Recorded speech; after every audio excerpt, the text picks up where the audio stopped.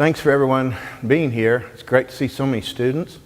Hopefully we can present you some information that's both informational and maybe inspiring, maybe hopefully get some creative juices flowing on how you think of local agriculture, growing your own, sustainable ag, and so forth. And I'll try to stay focused as much as I can. We were talking before the program, Jeannie, sometimes she will, if I get off on another track, sometimes she'll just kind of look at me and cock her head. And okay, dear, we'll get back to focus. So, Jen called and wanted me to visit a little bit about the topic of why grow your own food. What I'd like to do is, and this is not going to be a class where we get into the actual technical details of the culture of different crops. We just don't have time. We'd need all day to do that, obviously. But I do want to cover these topics. Some of the reasons to grow your own food. Important considerations prior to establishing goals, whatever those might be, related to growing your own. Goal setting.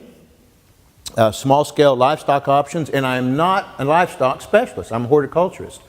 But I do want to, and guess what? I'm going to include insects now into those options. She did a really good job, by the way. We'll talk a little bit about how animals can be used to support, small animals can be used to support vegetables and fruits, but just briefly, and then we're going to move on to the thing that I'm most familiar with, the topic. Vegetable and fruit production technology and systems that are appropriate for small-scale backyard production. And then some accessories, how to accessorize your garden. Okay. So why so much interest? I've been doing this type of work for about 37 years now, and that would include consulting, education, actually production. I used to work for the Community of Christ Church in the Atherton area, where I was in charge of a small area, a small production plot, fruits and vegetables at the east of Independence. But during all this time that I've been involved professionally in this area, I've never seen so many people interested in the whole issue of food production, whether it be local or sustainable or food security, nutrition, health related. The last 5 years especially, it's just been like someone had used the terminology tsunami. And so it's been interesting because we get so many different kinds of folks that I have been traditionally used to working with now coming to the table. Folks that are white-collar professional people who've got a little bit of land and are wanting to do something with that. From a personal standpoint, some of them want to make a little money. Some of them are very intelligent people, but in terms of agriculture, they just, they need some assistance. And so I have plenty of things to do, and plenty in our company, the Noble Foundation, along with the university system extensions. We have a lot of opportunity to educate people here. So just try to ride that wave. There is a lot of interest. Okay, if you poll a common citizen and you ask them, well, why would you be interested in growing your own food? Most people, just first thing that comes to their mind is to save money. Save money on my food cost, my food expenses. And yet, if you look at reality, most people, especially folks who accessorize their garden with high-end stuff, store-bought stuff, and when I say stuff, store-bought containers and raised beds and greenhouses, and equip them with all types of automation. Most of the time, they'll never repay that. I mean, if you look at a dollar-for-dollar value, it's less expensive just to go to the grocery store. However, those individuals who do a lot of it themselves, try to recycle, repurpose, and then also become very good at what they do, yes, and they choose properly, they can save money growing their own food in their backyard on a small acreage basis. Of course, we know that cost of everything is going up. Inputs, fuel, fertilizer, water, labor. My goodness, when I say labor, occasionally you need to help, you need to hire some people, you know, when you're gone. People don't like to work for free. Cost of insurance, that just keeps going up. And all that comes down to why we're paying more and more, or attributes rather, why we're paying more for food. And then food safety. And when I'm referring to food safety here, it's primarily from a pathogenic point of view. Microbial contamination of our food supply. You're probably familiar with the lettuce. It's lettuce and cantaloupe outbreak. I think it was listeria with cantaloupe and E. coli with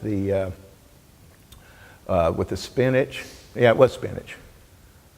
This was back several years ago. It created a lot of interest and a lot of concern on the part of the public, and consequently, as a result of this building problem with people getting sick, USDA, actually it was the FDA, with a lot of our congressional input, established the Food Safety and Modernization Act, FSMA. And I know, Chad, you're aware of that. She's a grower. And you're going to hear more and more about that, especially if some of you are interested in actually growing for market. You're going to need to know the provisions of that act.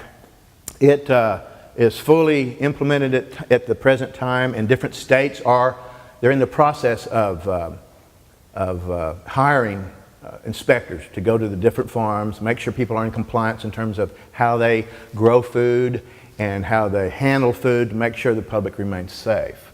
Now, I will say this, if you boil all this down, all this food safety thing down from a microbial standpoint, it's just basically how do we prevent keeping poop off of our food.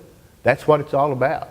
And if you if you think along those terms, in the protocol, use common sense, you know, that's going to be important. So, the United States still has the most abundant, safest food supply, but we have hiccups.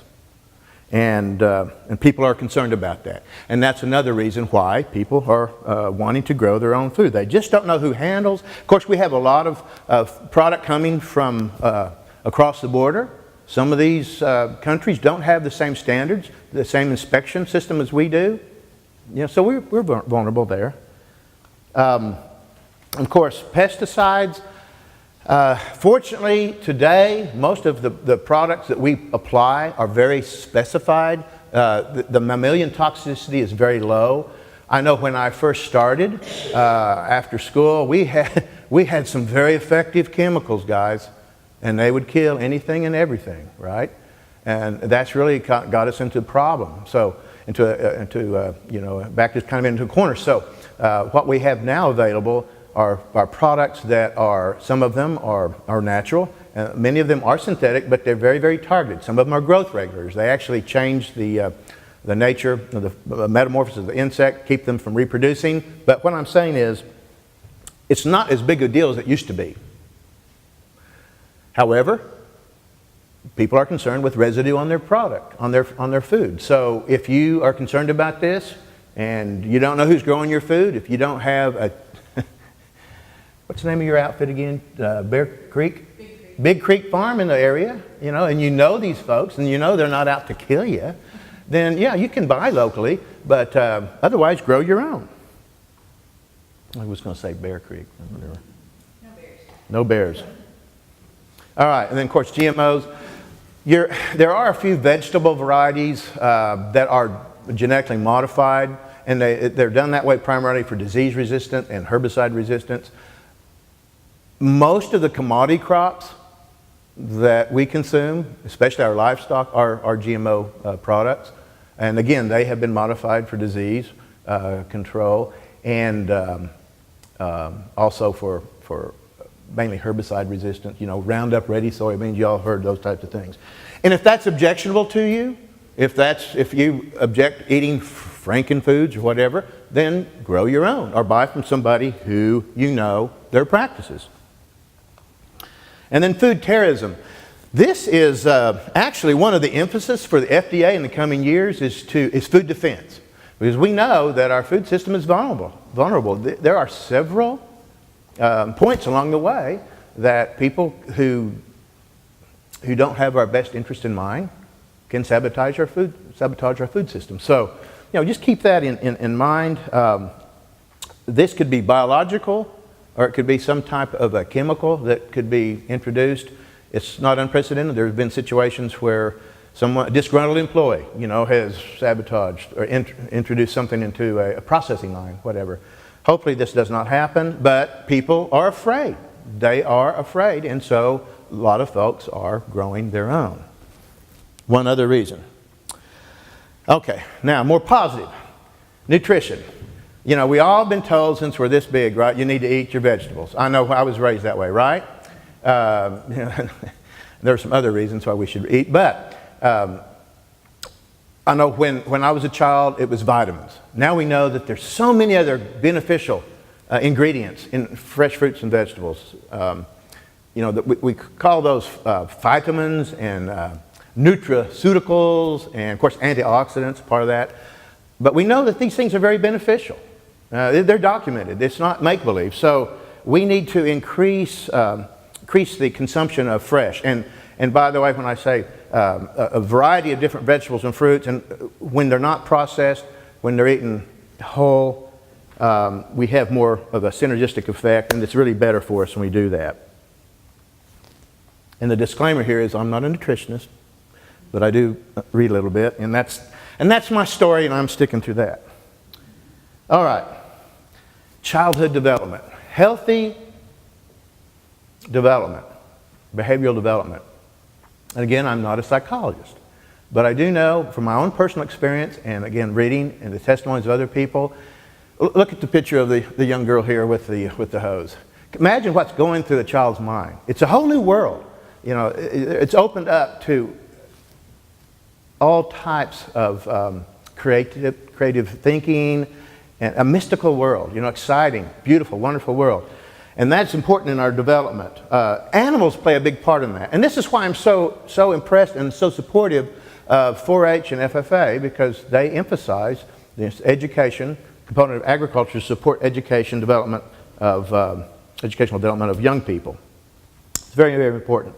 And of course, adults, we know that there are several activities related to gardening that are very, very helpful, very, very instrumental in our psychological development, our health, mental health. Carl Menninger was a psychologist. I believe he was with the Menninger Institute in Topeka. He was one of the preeminent scientists of the previous century. And he advocated gardening as a therapeutic tool for returning veterans from World War I and the Second World War, to help them in their adjustment.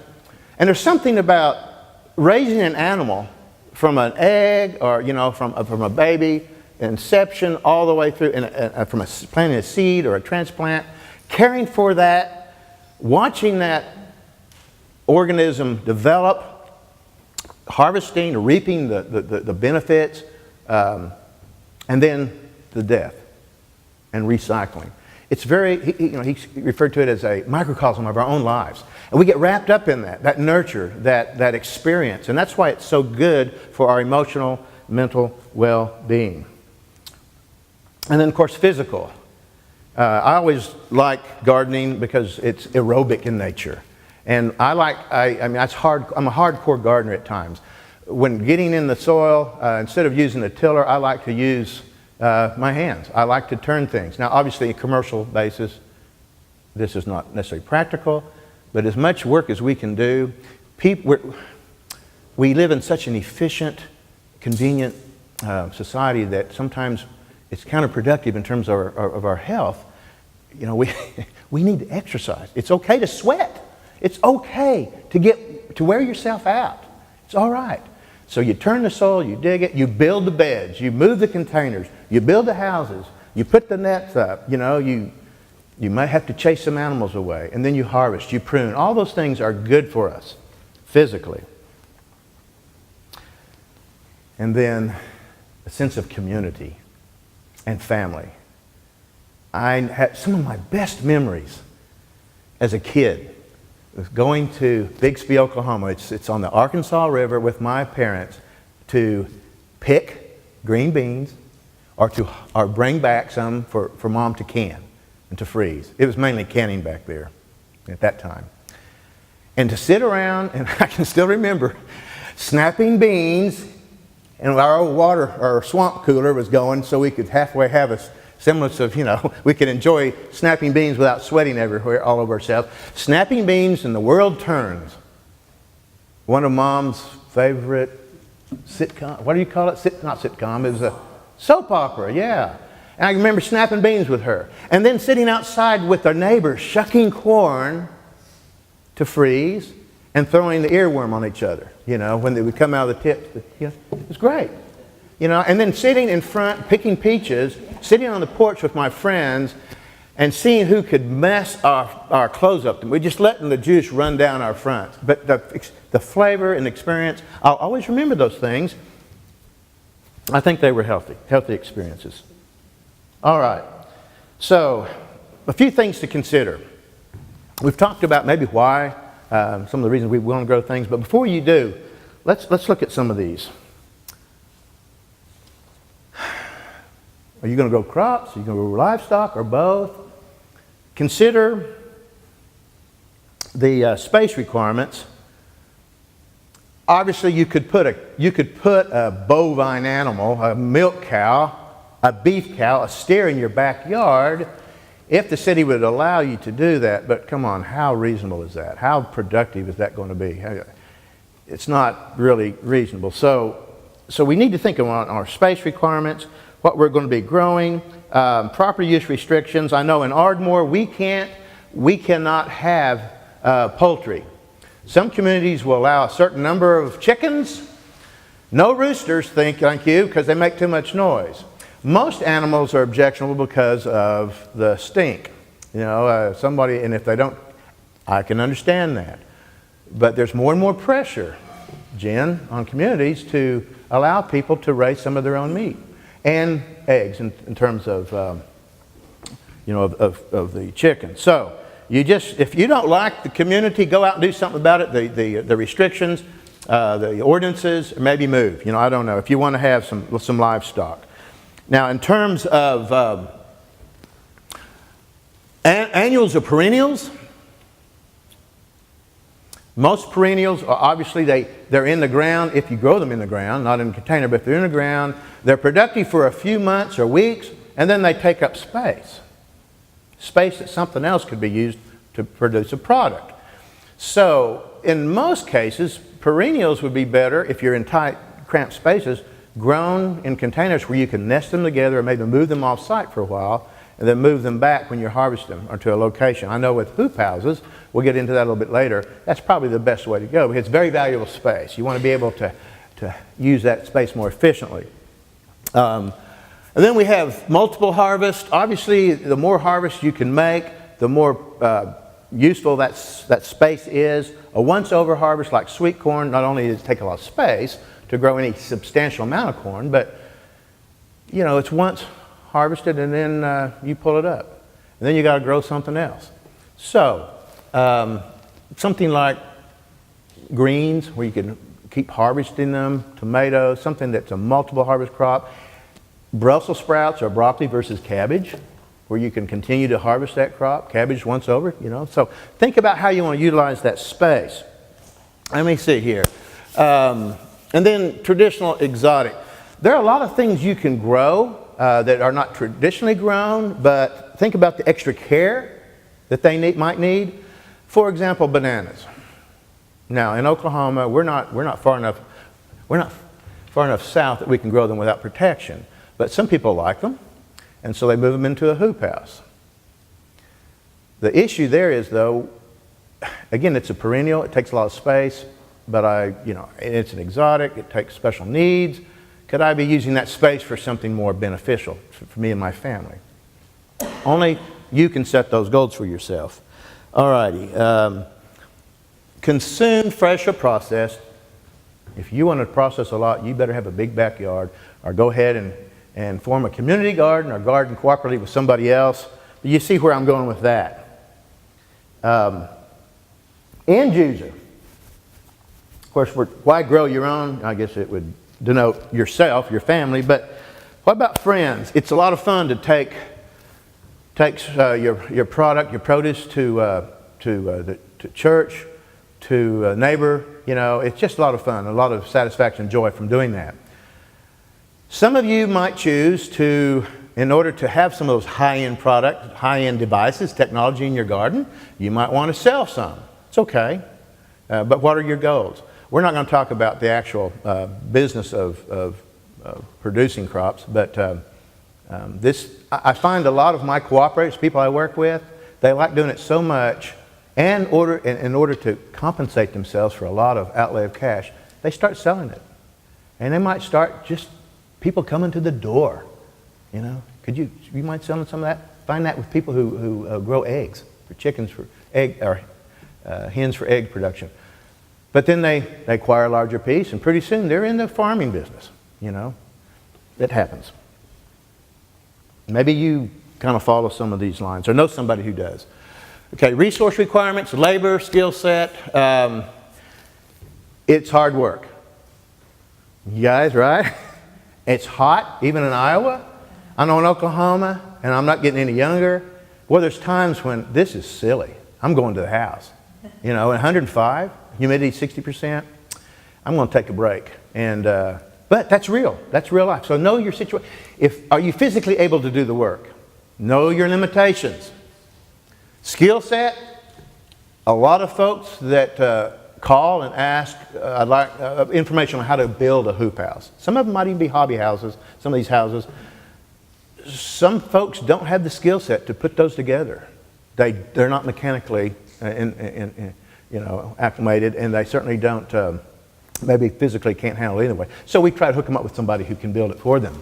So know your limitations there. Time, how many of us need to work? A lot of it. And then how are you allocating your time if you involved in other activities, whether it be church? I know Jeannie and I, we participate a lot with our church in Oklahoma. We're involved in youth camping. We come to Spectacular here at Graceland University. You know, if I had a business where plants needed tending, I'd be in trouble unless I had some friends. So I have to know my limitations in terms of my time allocation. And then, of course, water. Now, backyard, most of us will have enough water. We might have to actually harvest some water off our roofs or whatever. But if you're going to get a little larger, and depending on if you have restrictions, you might have a drought, so you might not be able to water certain days. Your municipality might give you those instructions and put those limitations on you. Plants need water when they need water. And the city tells you can't water, you're in a world of hurt. Okay, and then, of course, money. I tell people don't don't allocate your retirement funds to do this. You know, get it started before you retire. Know what you want to do, and then have a common sense approach to it. Okay, now. Okay, soil, space. We've talked about space. Not all soil is created equal. Some of us have really poor soil, and when I say poor, I mean it doesn't drain well. It's hard to work. It has poor tilth. Matter of fact, if most of us are interested in growing in our backyard, I know in our addition, the developer comes in, right? What's the first thing he does before he builds a house? Takes the topsoil off. He can sell that soil, recoup some of his money. What you're left with? Clay subsoil, maybe. Well, that's poor to grow in, right? So we can overcome that, but know what you got. And then, of course, the shade, that's another thing. You need full sunlight to grow things. Plants need sun for energy. It's called photosynthesis. That's the process that makes everything work. If it's shady, you might want to think about growing some greens or maybe some animals. Shade is great to shade animals, small animals. Okay. And then, of course, utilities. Be sure you know where your power lines are before you dig, right? and not just power, communications and all that. Okay, your growing philosophy, going to grow organically, you grow naturally, or you're going to grow conventionally. You know, I'm not here to tell you the advantages either way. Or you do what you want to do. I don't have the convenience to tell people what to do. They come to me, and my job is to help them whatever their goals are. But I do try to be realistic, show them and share with them some of the limitations that some of these that they might not be aware of. So in Iowa, I don't know about in Iowa, but in Oklahoma, it's very difficult to grow things without some type of a application of a pesticide. Things don't die down there; they overwinter, and whether it be a natural product like pyrethrin or a neem, or a conventional over-the-counter, some ortho product, you're going to have to do something to manage your bugs. Okay, so we want to set some goals, have those goals be smart before we spend money and your time. I have picked a few here, just one. I want to construct a raised bed garden, okay? And it's going to be used to supply product for my family. That's a specific goal, and it needs to be measurable. And I spelled out here the type and size of beds that I'm going to build. That way I know how much time it's going to take, the labor, and also the money. I've got attainable. Can I do this? I have the skill set, tools.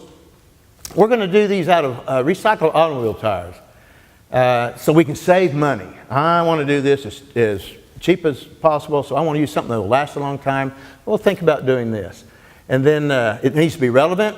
I've got poor soil, so I have to have some way that I can elevate my growing medium above that junk, and so I can get some good results. I can have a good experience, okay? And then time. I have set aside a certain time because I know what my responsibilities are to other organizations, to my employer, to my family, right? That's just one idea. Understand where you're going. Now, if you get really crazy, put it on paper. You know, this is a rather large backyard, isn't it? But see the specificity here? I mean, it's really designed with access. This is just one example. There are programs that you can purchase, computer programs, that'll help you design a garden like this. You did this, didn't you, Chad? I'm putting you on the spot. All right, so just a few words about livestock, then we'll move on. The reason I like livestock as part of the small-scale intensive production system is that most livestock are compatible with plants. They provide nutrition in terms of manure for my vegetables and my fruit plants, fertilizer, natural fertilizer, plus it's also an insect, a way we can control insects. I know with chicken, if you build a chicken run around the garden, you don't have grasshoppers. Anything that moves, they'll attack. All right. So if you can have chickens in your backyard, in your municipality where you live, that's a really good opportunity to have poultry and to mix the two. Earthworms. Notice I don't have any grasshoppers there, any insects. I have to change the slide up, thanks to Kate.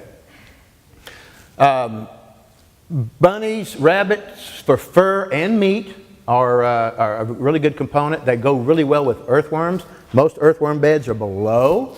As the manure falls through, the rabbit droppings and the earthworms can recycle that. And of course, the insects would be really good for the aquaculture here, the catfish. Bees, some municipalities have restrictions on bees. Most do not. There's all kinds of flowering plants in the city, and bees do well. The biggest issue would be what with bees in the city? Pesticide, yeah. People spray, don't know what they're doing.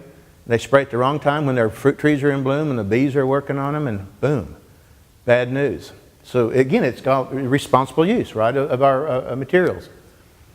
So all these are possibilities on small scale. Now, I'm not talking about small scale ruminants like goats and sheep. Some people have hogs, and then of course bovine. Think about it. And again, I'm not an expert, but there are plenty of references. Extension, refereed, professional materials that you can purchase, or you can read a lot of popular press stuff. I've got a list of that for you. All right, let's move right along. Let's look at some of this small-scale vegetable and fruit production systems. We're going to start with the way we used to do things. This is, when I was growing up, this is the way our backyard garden in Tulsa. This is how Mom and Dad grew stuff. We just planted it in rows, and we left some space between plants so we could weed it. It'd be convenient. But man, it was at a poor use of space, and we were susceptible to too much rain. And the way we watered it, I look back now, and they did the best they could. That's all I knew, because that's all they knew. But there's a better way, right? And so raised beds are probably the technology that most people can understand and do. The biggest advantage is that it allows you to concentrate your production on a given area. You can control the weeds better. But because it lifts the growing medium up above the grade, it drains better. And it warms up quicker, right? And it gives you the opportunity to be more successful. So it's definitely something that you should consider. Now, there's different kind of materials. These are common wood. Dimensional lumber is the easiest to work with, the 2x and the 1x material. Most people can do that if they know how to use a hammer, you know. But there are other options. Of course, the landscape timbers and this material here. Now, it's creosote. It's what was used in these railroad ties to preserve them. Now, they used them in the railroad. They were never intended to use in a garden. So, yeah, you need to be careful. Now, what research has shown is this material is safe for vegetable production as long as it's aged and it's not leaking the material. If it's sappy or when it gets hot, stay away from it if you can actually see it. If it is a concern to you and you don't want any risk, go ahead and put a liner in that and you'll be fine. But they're very, very useful materials. I prefer to use them as a retaining wall versus a bed, but hey, people use what they have. Just be responsible with it. Okay, some other materials, stone and brick and mortar. This is a very popular way using concrete blocks. We drive rebar down through here. We offset them so they're a little stronger. But just be aware, if you're going to use cement to make one of these, guys, just understand you need a footing. Otherwise, it's going to crack up. So you need to pour a footing and then put your block or your stone, okay? And then you can put your cement or your mortar to make it come together and keep it from falling apart. But otherwise, as the ground shifts, it'll crack on you. This is a kind of a high-end brick. This is just solid pour concrete reinforced, the best material. It stays cool.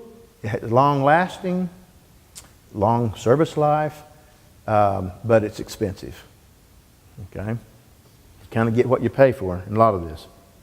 As far as other trending materials now, those are more common. What we looked at, this would be plastic lumber. A lot of this is recycled material.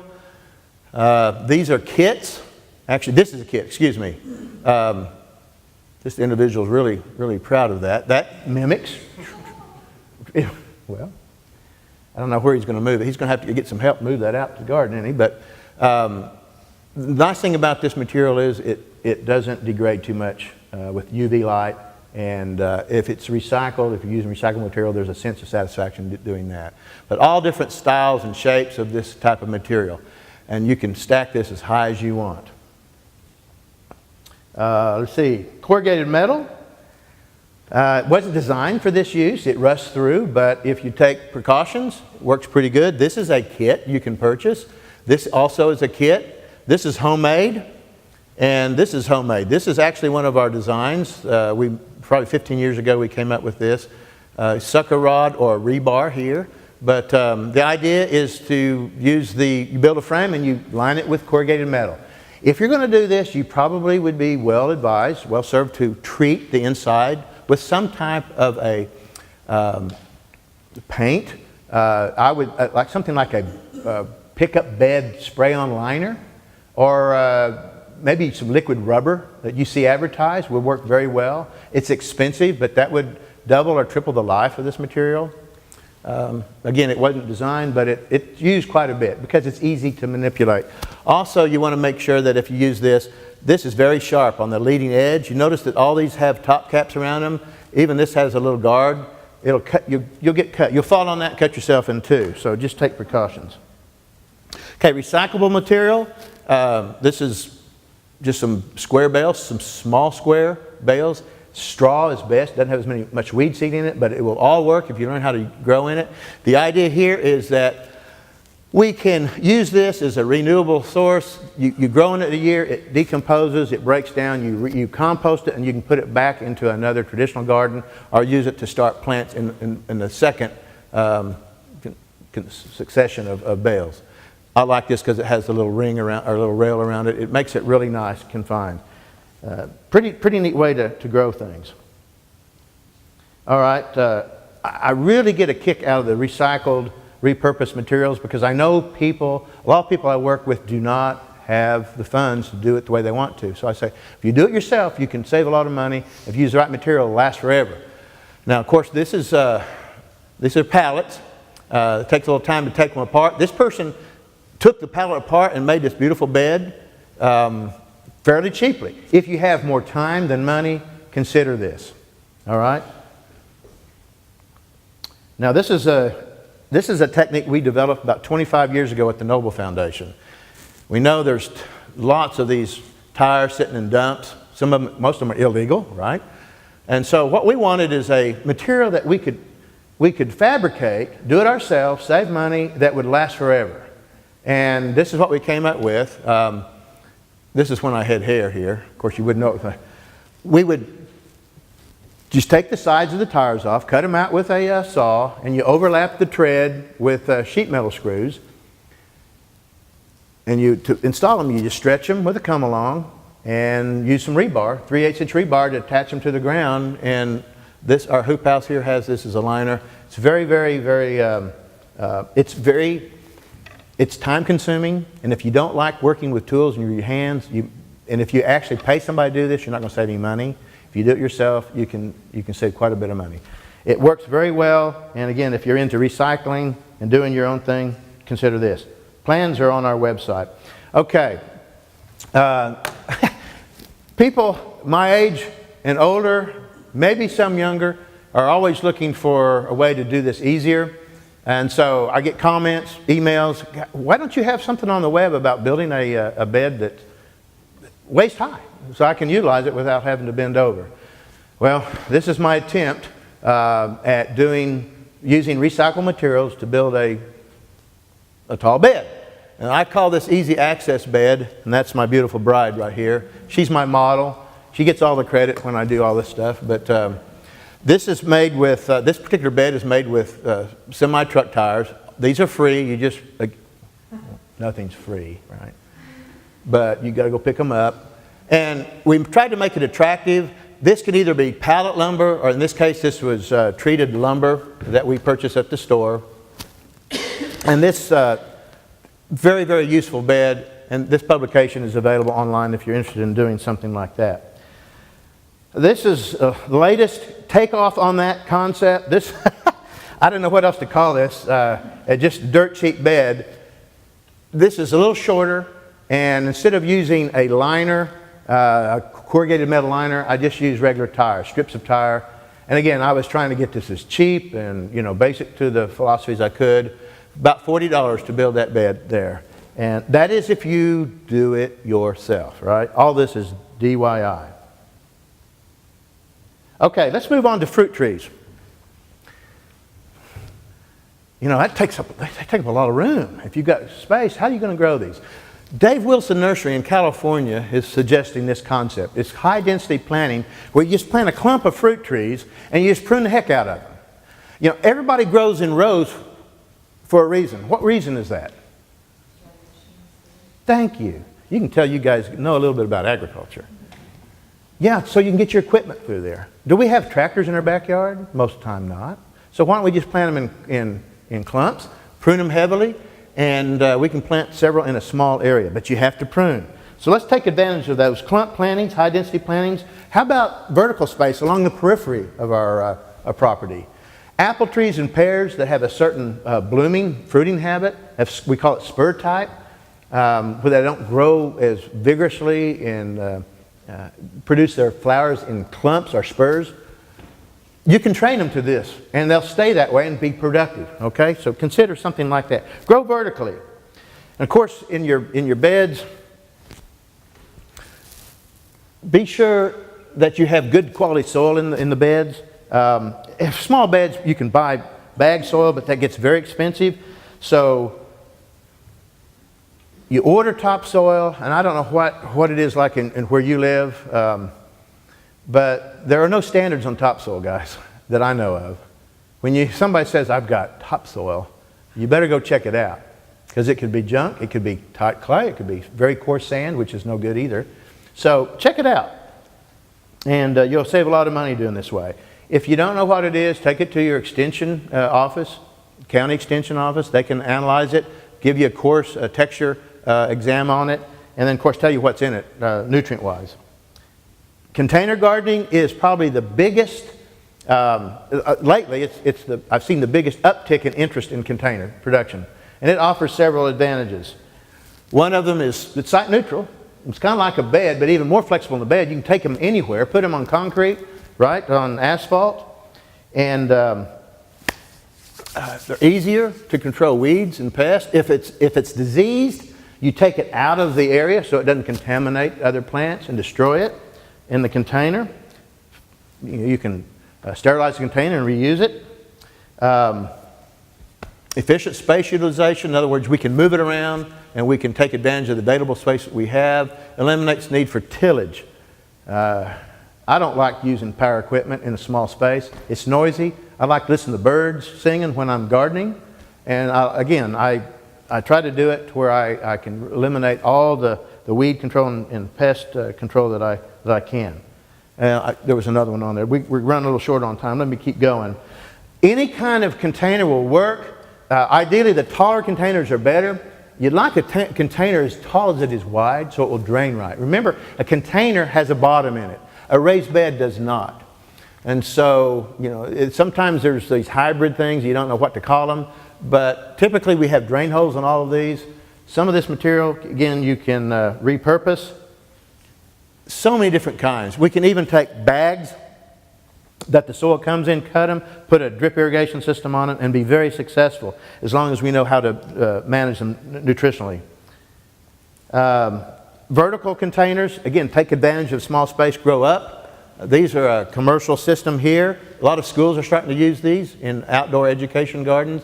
This is whether both plastic and 55-gallon steel cans for strawberry towers. You just cut grooves in them. Very, very, very useful. And let's recycle. Let's save money. And then the latest thing is the sub-irrigated systems. This is a commercial system available. Very expensive, but the idea is you water from beneath. There's a reservoir in the bottom of this. Then you have an air chamber that allows the roots to exist in the presence of a lot of just 100% water. And so it works very good. But again, it's knowing how to manage that. You can build your own. Put a container in a container. If you know how to do it, save a lot of money. For people who don't have automated drip systems, they fill these up once a week, come back and water them again. In other words, they can go take off for a while, go see the grandkids, and come back and not have to worry about their timer going off on the irrigation system. This is a plastic bag. It's called a geotextile, and it's like fabric. It's called Smart Pot. Now, interestingly enough, these are made in Oklahoma City, and the majority of their sales goes to the pot industry, believe it or not, in Colorado, I guess, in Washington now. And I don't necessarily recommend it for use of that, but the people who are growing in this find that it's so much more productive because it aerates. And the roots actually are pruned when they grow into the side of the fabric. They die, and when a root tip or a shoot tip dies, it actually promotes a flush of lateral roots. And what you get is this tremendous rooting, which enables a large plant to grow in a smaller container. And I've seen 4-inch diameter trees grow in a 30-gallon container. As long as you provide the water, they do great. Okay, so consider that for growing vegetables in. They do well, and fruit trees. Matter of fact, they do good for sub-irrigation. They just suck that water right up into the fabric. And I think I've got a picture here. Yeah, fruit trees. This is in the backyard. And on the left is blueberries that require an acid growing mix. So it's an artificial mix. And these containers work excellent for that. You got to get you some of those, Jim. You want to make sure that you have the right mix in the container so it will drain right. If it's just garden soil, guys, you will not be successful. Have a mix that contains bark or peat or something that will not only reduce the weight but allow it to hold moisture, plus, we're about done, hang with me, water. There are a lot of different mixes that you can make. You can purchase these or make your own. This information, I believe, is on the handout. If any of you are interested, I've got some up here that you can take with you. Am I going the right way here? Yeah. Okay. Of course, I wanted to say a few things about hoop houses. Our weather is getting crazier and crazier, more extreme it seems like, and more erratic. So this is one of these technologies that you really need to think about incorporating. All right, and I'm talking about this. Of course, this is a greenhouse, fully automated, expensive, but if you want to grow something and do it right without any worry about the effect of climate, you want to get a greenhouse. Very expensive though, right? $40 a square foot. Ouch. So there's a cheaper way. We can start with these little, what we call low tunnels. And it's just some hoops with some fabric, either polyethylene or a porous material on there to let it breathe. And if you get tired of crawling under them like that young lady does down here, you build you a taller one. And this is the hoop house. This is what's out here at the center, or the eco center, right? Eco plot, right? And so they're going to be $1 to $5. Okay. And so what these things allow you to do: extend your season, enhance weather-related risk management. It does improve your yield because you have less waste. The plants aren't stressed as much, and crop quality is better. There's not a lot of wind abuse on the plants. Scheduled planting dates, you can maintain those, especially if you're a commercial grower, because you can kind of control the weather, right? And then reduce pest pressure because you can surround it with some type of screening. And then everybody likes working in the hoop house, right, when it's cold, right? All right, so if you do this properly, you manage these properly, it's like moving your garden 400 miles to the south. So what would that be here? Southern Missouri? Springfield? Okay. It'd be like those of you from... So I know and I use this analogy for those of you who are geographically challenged. This is Texas and this is Oklahoma. This is where I was born and this is where the foundation is. Putting the hoop house here is like moving it all the way to Houston. I can garden with those people. Just one layer of polyethylene. One layer of poly on a frame that I can vent. It's like gardening with a cover over it. Okay. You can buy kits. You can build your own. This is a cheap material called polyethylene oil field pipe. It's SDR11. It's a fancy name for it. But stick wall, we find this stuff laying in pastures around Oklahoma in the oil industry. That can be done very cheap. Or you can build them out of steel, wood. We have a publication on doing your own using this material. By the way, if any of you have ground source heat pumps, this is what they use. It's that heavy wall poly pipe, 2-inch usually. All right, do we have a, we do have a video. And this is going to close it up, I think.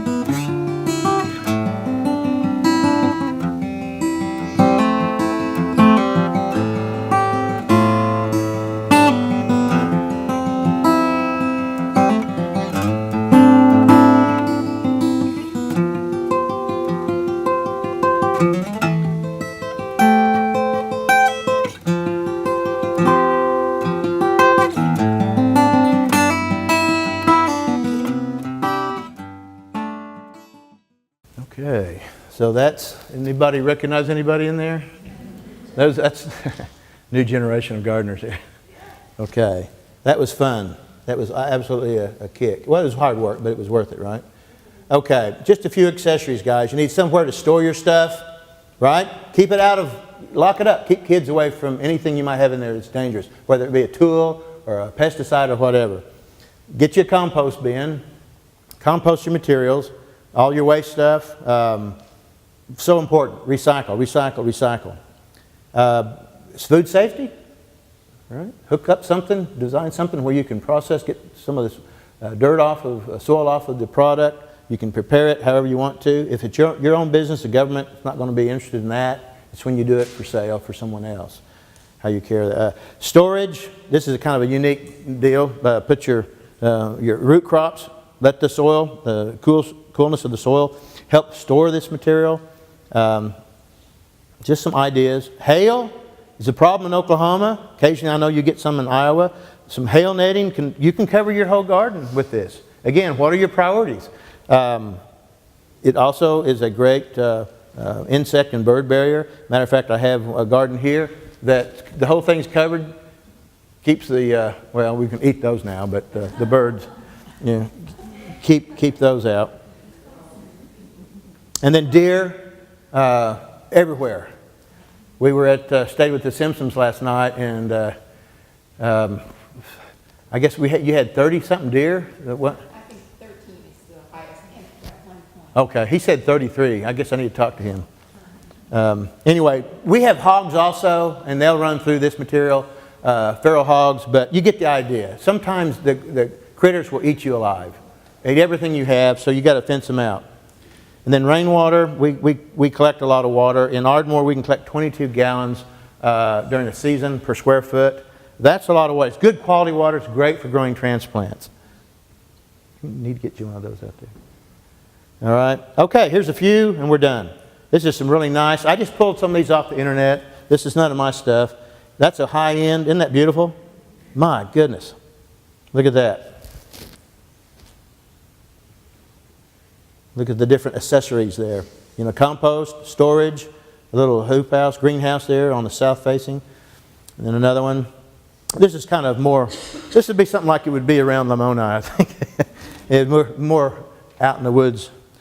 Okay, there are a lot of references for you. All these are personal, private publications. They're not refereed. They're not necessarily from university, but they're people's experience. Feel free to check on these. Here's some resources for you to use.